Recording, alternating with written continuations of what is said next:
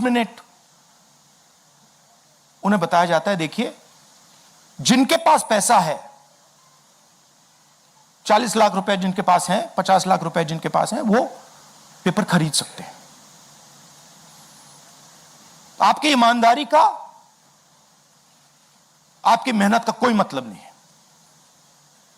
उनको 152 बार पिछले 10 साल में यह बताया गया है।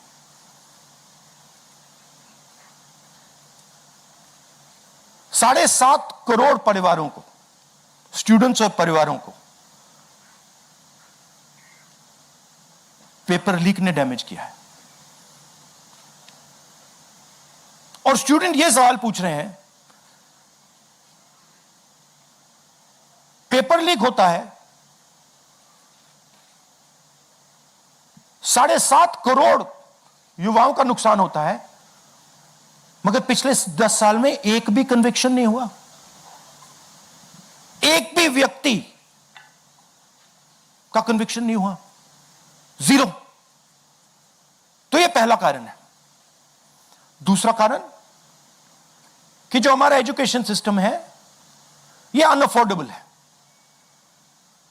मिडिल क्लास के लिए, गरीबों के लिए यह सिस्टम अनअफोर्डेबल है। जितना पैसा हिंदुस्तान की सरकार अपने एजुकेशन बजट में डालती है, उतना पैसा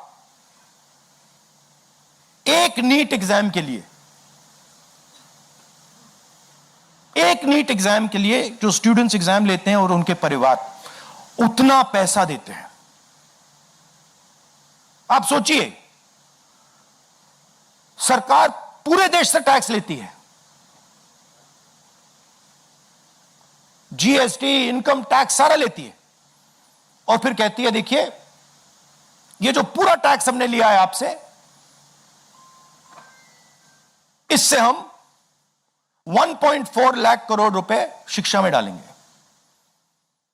और फिर हिंदुस्तान का एजुकेशन सिस्टम कहता है इन परिवारों से कि आपसे हम